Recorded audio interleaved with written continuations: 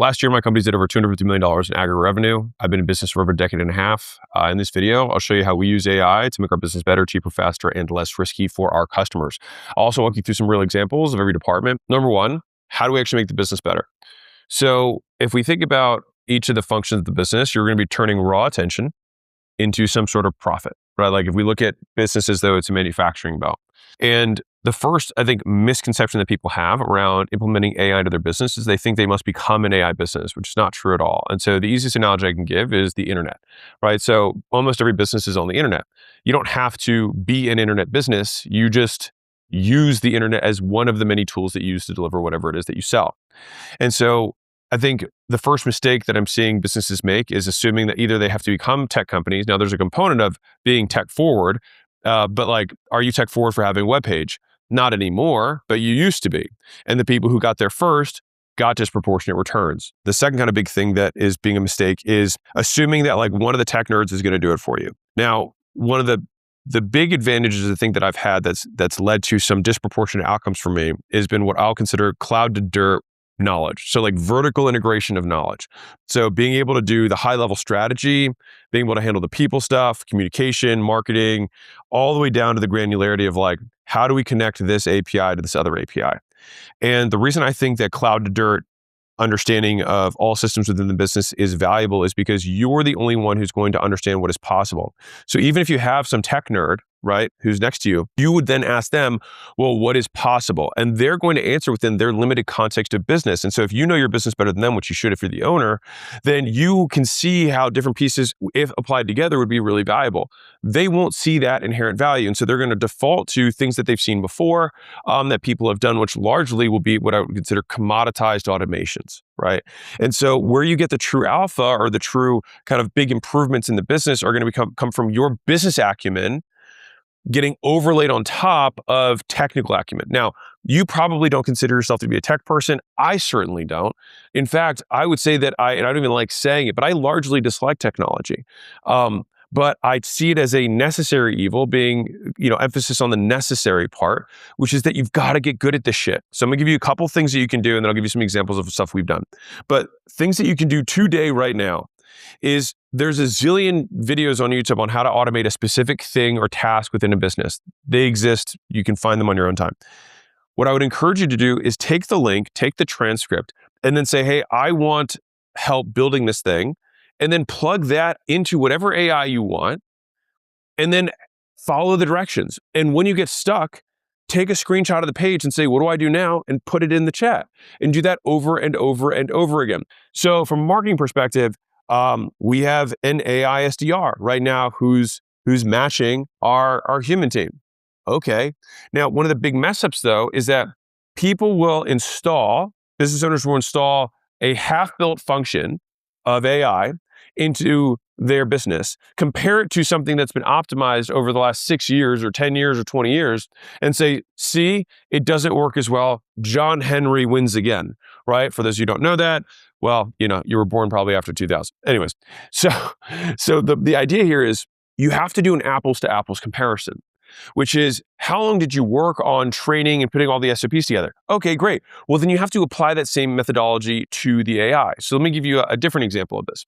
So the reason that I think that like people who have like call it sales AI agencies, will struggle is that you have to know more than just tech and just how to sell in order to implement sales into different businesses. And as somebody who's been very good at acquiring customers via checkout page, via webinar, via in-person sales, via phone sales, most of the ways that you know how to acquire customers, we've gotten pretty good at over the years, and it's just probably maybe an obsession of mine. But the thing is that if I were to go into a company and they say, hey, Alex, can we use your AI setter to apply to my whatever XYZ business, I would say, well, it's not gonna be like a simple drag and drop. It would be like saying, hey, can I take one of your sales guys and put them in my business? The first shot, you think they're gonna be good? Of course not. They're gonna suck. They're gonna be terrible. And you're gonna be like, how is that good? Now, it's even worse if you don't even have a very good sales process as is, and then saying, oh, well, now that I have an AI salesperson or AI setter, I'm going to run an ad and then have the AI setter, call every single person who opts in. Well, would you have a human call every single person that opts in? You can then make the argument, well, it'd be cheaper. It's like, yeah, but would it be effective? Most times there's a certain amount, there's a sales motion, there's a sales process. Like AI will make the things that you're doing right now easier and faster. It doesn't mean that you still don't have to do them. Real quick, I'm going to show you the exact 10-stage roadmap from 0 to 100 million plus that less than 1% of companies finish. I've now done multiple times. And so I can say with a lot of confidence that these are the stages as headcount increases that you need to get through.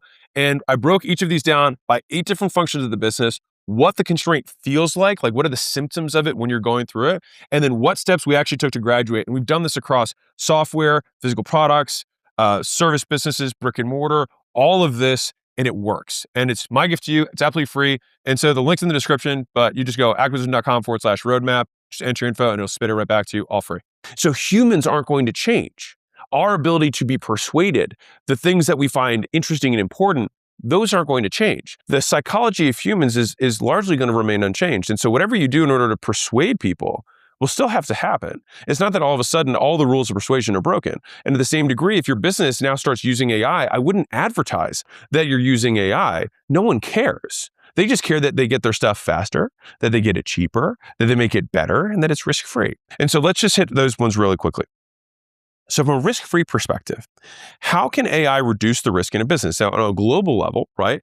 I think PayPal reduced its fraud team by a gigantic amount. And more importantly, they've reduced their fraud losses by $700 million in a single year just by having AI start recognizing patterns faster.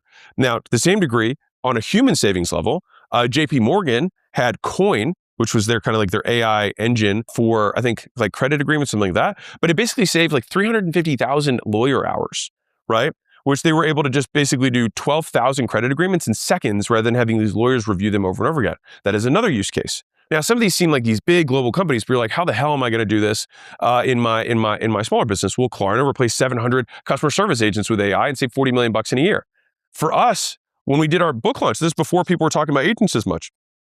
We spun up 5 agents that handled, I think it was somewhere in the neighborhood of 120,000 support tickets. And it was mostly just hey, can you tell me where I get the free stuff, right? But we were able to resolve 90% of all tickets without any human intervention. You have to find a time, and maybe that's weekends, maybe that's evenings, maybe that's early mornings, maybe that's middle of the day, whatever that thing is for you, or that time period is for you, where you have to fully dedicate yourself and actually go soup to nuts, click to close, beginning to end on just automating one portion of your day. That is my only ask. Now, people have an incredibly hard time with this for 2 reasons. One, because everyone's afraid of AI, which, by the way, if you're watching this and you have workflows, who do you think would be best served to automate the workflow? Someone else or you? You should automate your workflow because then that will give you time to figure out what else you can do that's more valuable. Now, every single time you think about your workflow, whenever you want to put what I'll just call magic or mysticism in, it's where you say, well, I just kind of know, or I have a gut feeling, or I have intuition or instinct, or whatever you want to call it.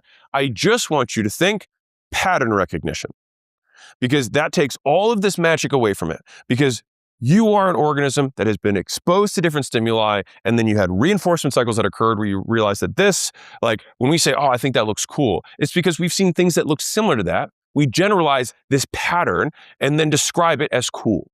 All right, that's how it works. And so if you can just erase your romanticism around whatever niche specialized knowledge you believe to have, and believe me, I'm somebody who thinks for a living. I would be the most threatened by AI, right? You still have to approach it with an observable lens, which is what are the actual behaviors that I do in order to get this outcome? And so even something as simple as okay, I have to think of a cool idea for this YouTube video, right? We have different ways. I'm sure you have some ways where you're okay, well, I think about what I did that week. Okay, so could a bot look at your calendar? Okay, step 1. Step 2, can you record all of the calls that you take and have those transcribed? Okay, that's now more interesting because now I have a bot that not only sees the calendar, it can also know what all the conversations were. Okay, can I then ask that bot to say, hey, any interesting situation or decision that came up over the last week, I want you to put the top 5 most interesting ones into a document for me, and then run it. And then great, now you've got the 5 most interesting moments. What does it also create? True stories and narratives, which is do epic shit, talk about the epic shit you did. Right? So you don't have to make stuff up. The big difficulty that people will have in the world of AI content creation is proof. That's the issue. That's the problem. And so like there will be endless amount. Now on the consumer side, they won't be as sensitive. On the B2B side, it still matters. Like imagine tomorrow there's a B2B AI avatar, right? For sure. Why do I think that won't work that well? Because the same reason it doesn't work for other people who don't have any proof. The first thing that's like, again, human psychology is not going to change. People are still going to wonder, why should I listen to you? Why should I listen to this AI bot? Well, if that AI bot has no proof about why it is good or what it's achieved or what real world outcome it's had, it's just words. It's just GPT words, right? And so what would then happen is like it has to be backed by somebody who has done some extraordinary thing. Maybe you scaled an e-commerce store. Maybe you did. Maybe you're an amazing trader. Maybe you're really good at real estate investing. Maybe whatever your thing is, right? You have to have the proof. And so in a consumer world, it is easier because, and this is, I mean, again, psychology doesn't change.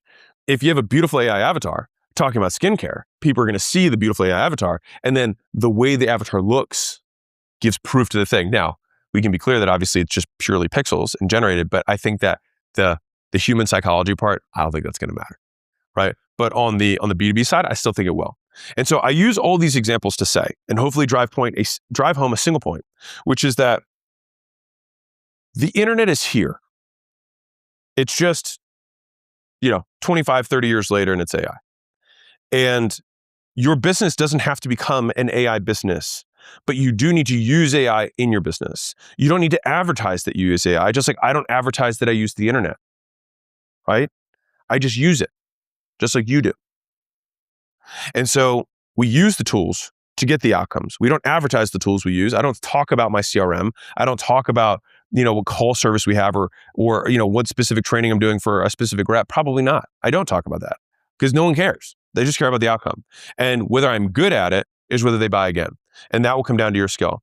And so my big encouragement is that you are not too busy to do this. You have other things that are less important and you need to start prioritizing this. So the AI equivalent of the web page in the internet era is a different type of response because the internet was all about connection. And so the website became a calling card, right? It was a means for people to contact. So it was in some ways single faceted. From an AI perspective, anything a human touches, an AI can interact with at a basic level. And so if we think about the departments, right, there's going to be AI that's going to be involved in marketing. But let me give you some examples of many different ones that small businesses use. You can have an AI that helps you create the ideas behind your marketing. You can have an AI that helps you script and package the ideas, meaning the headlines, the thumbnails, even the topics themselves, right? It's a little bit kind of like the ideas. You can have AI run the tests for different thumbnails automatically that it generates and then creates a skill based on what it sees over time of what's winning. That's on the organic side. Now, again, you can also include trend research there. What are the trending formats? What are the trending hooks? What are the trending visual hooks, not just verbal hooks? And then take all of that information and then cross-reference it with past content or subject matter that you would show your AI that you associate with, which means AKA brand, right? And so you say, okay, these are trending formats, hooks, intros, visuals, and this is what I do. Come up with the Venn diagram, the cross-pollination of those things, and give me 10 of those. And of those 10, you'll pick the one you find interesting. You click that button, and now it starts generating the idea, the headline, the scripts, whatever. That is on the content side. On the ad side, this is where it gets very interesting too, is that you can create self-licking ice cream cones, which means that I can make content and I can have the content immediately get overlaid with a CTA, which immediately gets put directly into an ad campaign that launches every single day with yesterday's content. You can create endless amount of static images off of different data sets. So for example, if you run a community-owned school, you could have, hey, I have one tab where people list their wins. Great. Any new win that gets added to that immediately gets transferred over and then runs through 6 visual templates that we know are high converting. And then we will run those as ads towards Vantage, which is our $1 million+ community that we have there, right? All of that automated. Pretty slick, right? And so all of these things, and that's, again, all of those examples are just marketing, right? Sales, you can apply all the way across the bat too, which is like, how can I enrich the leads? How can I respond to them quickly in terms of, can I send an automated voice note? Can I send an image or text that's obviously personalized to their business, which we can dynamically pull? Yes, of course you can. Can you do that via DM on Instagram? Yes, you can. Right? All of that's just on the nurture side. Right? On the scheduling, can we do more dynamic scheduling because we have one AI who hands off to another AI? Yeah. Is availability less of an issue? Sure. Does that mean speed to content goes through the roof? Yes. Now the thing is that we got 18 months. We have about 18 months where there's just a huge amount of wealth that can be created by people who have nothing. It's a very big opportunity. And so no matter where you're at right now, if you had an army of these agents working on autonomous tasks for you, you could get a lot more done than you currently are. And I think you should do that. But I mean, it works across the board. My legal team, like I can have one general counsel that instead of having 100 paralegals run all the different stuff that we have for deals and lawsuits and whatever else that we have going on, she can just run it all through different agents that have different tasks, right? First response, second response, cease and desist, all that stuff that we have to do every day.